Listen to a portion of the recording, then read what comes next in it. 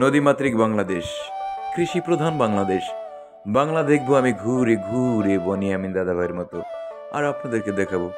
আজ আছি ধলেশ্বরী নদীর কাছে, উন্মুক্ত এক ছাগল পালনের সঙ্গে এক বৃদ্ধ মহিলার কিছু ছাগল পালন দেখবো উন্মুক্তভাবে। সঙ্গে থাকুন, দেখবো ঘুরে ঘুরে বাংলা, আর আপনাদেরকে দেখাবো।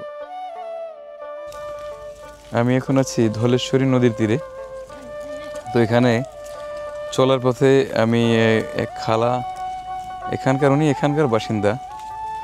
তো ওনার অনেকগুলো ছাগল, এবং ছাগলগুলো এত সুন্দর আমি দেখে আর লোভ সামলাতে পারলাম না। দেখেন আপনারা, অসম্ভব সুন্দর। এই ছাগলগুলো সুন্দর হওয়ার পেছনে মূল কারণ হতে পারে খালা, এটা বোধহয় ছেড়ে রাখেন, এজন্য বোধহয় এত সুন্দর না? কারণ বাঁধা ছাগল এত সুন্দর হয় না, সাধারণত নোংরা থাকে। কিন্তু আপনার ছাগলগুলো অনেক ক্লিন, মানে পরিষ্কার, একেবারে অসম্ভব পরিষ্কার, মানে এদের গায়ে কোনো ময়লাই নাই। কয়টা ছাগল আপনার খালা? মারা গেছে একটা, না? এই ছাগল পাইলে মানে আপনার ছেলে পেলে নেই?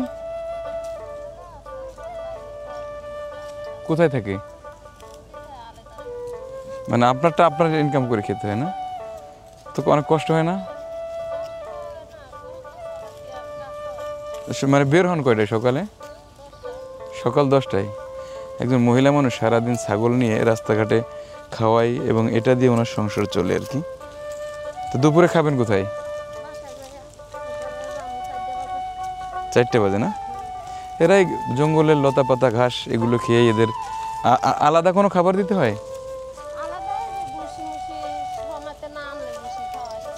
আলাদা ভুসি দিতে হয় না? আর বেশিরভাগ মানে এই ঘাস এইগুলোই খেয়ে বড় হয়। তাহলে তো আপনার খাবার খরচ খুবই কম, না? আচ্ছা, না, আমি মাঝে মধ্যে আসি এদিকে, আমি এদের উপরে ভিডিও বানাই, কৃষির উপরে কাজ করি আর কি। এখানে অনেক গাছপালা আছে। কয় ছেলে মেয়ে আপনার খালা? 5 মেয়ে 1 পোলা। মেয়েদের বিয়ে হয়ে গেছে? আচ্ছা, দেখেন এই ছাগলটা অসম্ভব সুন্দর। তাহলে এই ছাগল পাইলে মোটামুটি এটা দিয়ে আপনার আয় রোজগার, তাই তো?